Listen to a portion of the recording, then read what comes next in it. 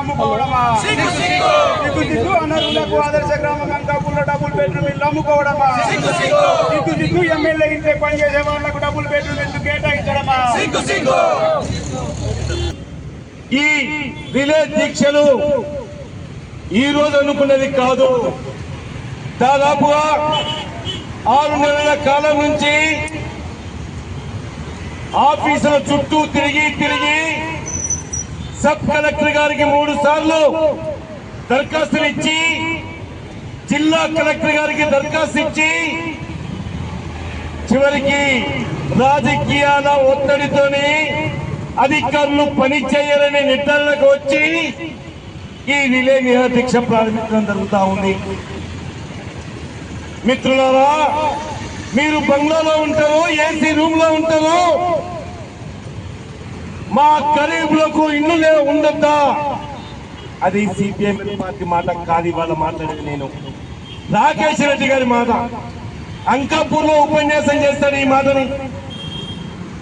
అదే రాకేష్ రెడ్డి గారు, మిమ్మల్ని సూటిగా ప్రశ్నిస్తా ఉన్నాను. ఏదైతే డబుల్ బెడ్రూమ్ల కోసం జాగా కేటాయించారో, స్థలం కేటాయించారో, ఆ స్థలంలో వెంటనే డబుల్ బెడ్రూమ్ల పని ప్రారంభించాలని తిరిగి ఇదే అక్కలు, ఇదే తల్లులు, ఇదే అన్నలు కోశెట్టి నాయకత్వంలోను, సంతోష్ నాయకత్వంలోను, రఫీ నాయకత్వంలోను, అక్క నాయకత్వంలోను హైదరాబాద్కు పోయి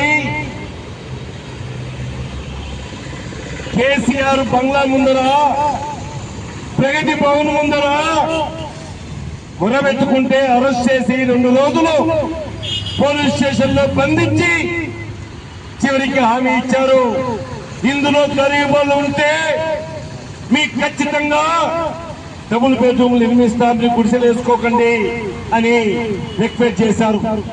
ఆ తర్వాత మాట నిలుపుకొని సర్వే చేసి ఈ అరెస్ట్ అయిన 32 మంది అనుకుంటా, బహుశా 52 మంది పేర్లని అంత గరీబోళ్ళే, అంత కైకిలు చేసుకుని బతికేటోళ్ళే, ఇల్లు కిరాయిలకు ఉంటున్నోళ్ళే అని చెప్పేసి లిస్టులో పేర్లు రాశారు.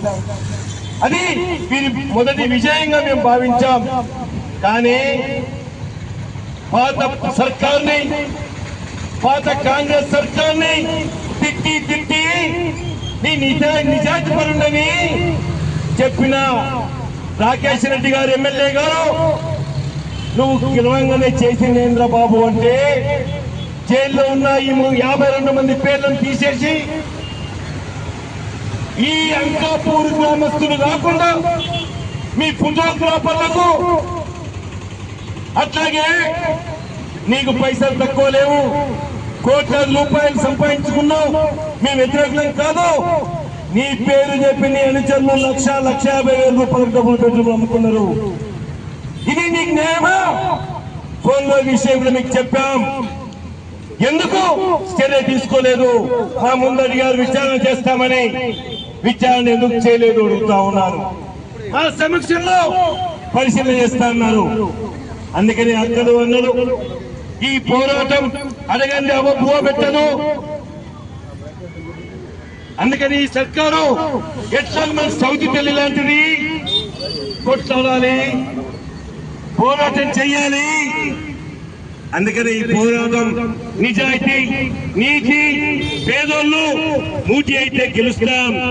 ఇది అందుకని ఈ రోజు ఏదైతే డబుల్ బెడ్రూమ్లు కేటాయింపుల విషయంలో సర్కారు యొక్క గైడ్ లైన్స్ ని పాటించట్లేదు, గైడ్ లైన్స్ ని తుంగలో దొక్కారు. అందుకని ఆదర్శ గ్రామమైన అంకాపూర్ డబుల్ బెడ్రూమ్లపై విచారణ జరపాలి. దానికి అరువులు ఏదైతే కారణమైన అధికారులపై చర్య తీసుకోవాలి. డబ్బుకు లోకం దాస్తోమంటారో రెవెన్యూ అధికారులను ప్రశ్నిస్తా ఉన్నా నేను. అందుకనే వెంటనే డబ్బుకు లోకం దాస్తూ నహించలేగా అని చెప్పేసి మనందరం మూటిగా ఉందాం. అందుకని ఈ పోరాటం ఈ రోజు ప్రారంభమైంది. ఇంకా దీని మీద స్పష్టత రాకపోతే ఈ 3-4 రోజుల తర్వాత కలెక్టర్ ఆఫీస్ దగ్గర ధర్నా చేయాల్సి ఉంటుంది. కలెక్టర్ ఆఫీస్ దగ్గర కూడా కాకపోతే చలో సీఎం క్యాంప్ ఆఫీస్ కూడా వెళ్తామని చెప్పేసి నేను హెచ్చరిస్తా ఉన్నాను. ఈ విచారణ జరపాలి అని చెప్పేసి డిమాండ్ చేస్తా ఉన్నాను.